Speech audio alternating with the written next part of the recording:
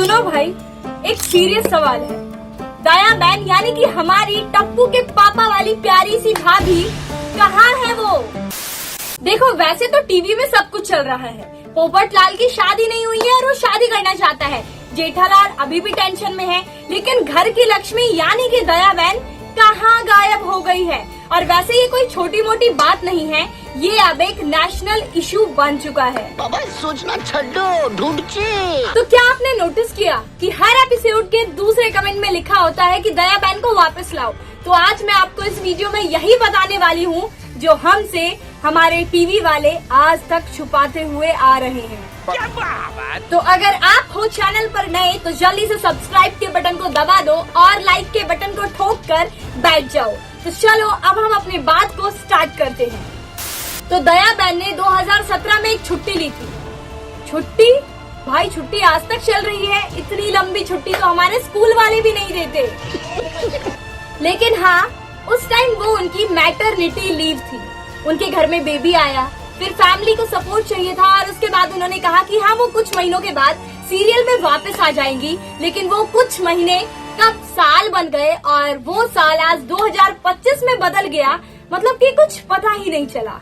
तो अब आप लोग ये सोच रहे होंगे कि भाई छुट्टी तो सही है, लेकिन दया बहन अभी तक वापस क्यों नहीं आई? तो सुनो असली खबर। तो तारक मेहता के उल्टा चश्मा के जो निर्माता है यानी कि प्रोड्यूसर आसिफ मोदी, वो ये कहते हैं कि अगर दिशा वाकनी वापस आती है तो उन्हें फुल टाइम डेडिकेशन हमारे सीरियल के ऊपर देना होगा। लेकिन फिर उसके बाद हमारी दया बहन यानी कि हमारी दिशा वाकनी ये कहती है कि भैया अब तो मैं मम्मी बन चुकी हूँ और अब फुल टाइम तो सिर्फ मेरे बेबी को ही जाएगा। और यही नहीं, अभी और सुनो। यहाँ पर हमारी दिशा वाकनी सिर्फ इन्हीं बातों को लेकर नहीं रह जाती है।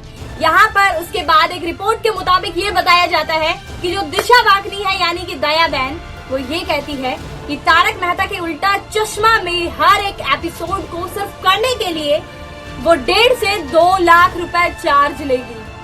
मतलब भाई मैं क्या ही कहूँ, मतलब जेठालाल की टेंशन बिल्कुल करेक्ट था कि उन्होंने जैसा सोचा था ना भाई, उससे भी ज्यादा उन्हें महंगा पड़ चुका है। और अब इतने साल हो चुके हैं और कसम से सारे के सारे फैंस पागल हो चुके हैं।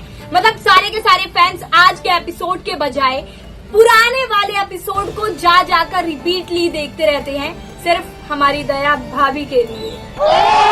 अब इन सारी सिचुएशन को देखते हुए हमारे प्रोड्यूसर का ये कहना है कि अगर अब दया भाभी वापस नहीं आती है तो भैया उनको भी कुछ ना कुछ कदम उठाना पड़ेगा।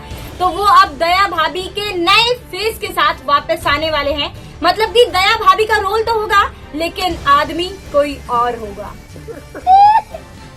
तो भैया ये सारी चीजें सुनकर और सोच के तो मेरा दिमाग बिल्कुल अलग ही हो गया। मैं सोच रही हूँ कि भाई दया भाभी जैसा कौन हो सकता है? उनकी जगह तो भैया कोई भी नहीं ले सकता है, लेकिन उनके रुतबे हम क्या ही कहें।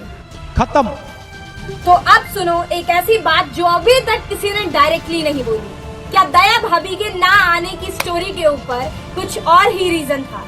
क्या उनको किसी ने रोका या फिर किसी ने धमकाया या फिर वो कुछ और ही छुपा रही है? और फिर तभी मेरी एंट्री होती है एक जासूस रिपोर्टर के रूप में। तो मैं आ चुकी हूँ गोकुल धाम सोसाइटी के चिट्ठों को खोलने के लिए। तो अगर आपको भी उन चिट्ठों को पढ़ना है तो जल्दी से हमारे कमेंट में जाकर यस लिखकर सेंड कर दीजिए। तो हमारे अगले वीडियो में हम बात करने वाले हैं तारक मेहता के उल्टा चश्मा के उस कैरेक्टर के बारे में, भैया जो शादी करने तो जाता है लेकिन कभी भी उसकी शादी की घंटी बजती ही नहीं है।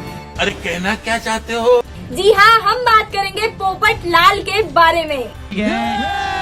तो वीडियो को लाइक करो और चैनल को सब्सक्राइब करो और कमेंट में जल्दी जाकर बताओ कि क्या आप भी नए चेहरे को दया मान पाओगे या फिर आपको सिर्फ टप्पू के पापा वाली ओरिजिनल ही चाहिए। तो मिलते हैं नेक्स्ट एपिसोड में जिसमें बात करेंगे पोपट लाल और उसकी शादी के राज के बारे में।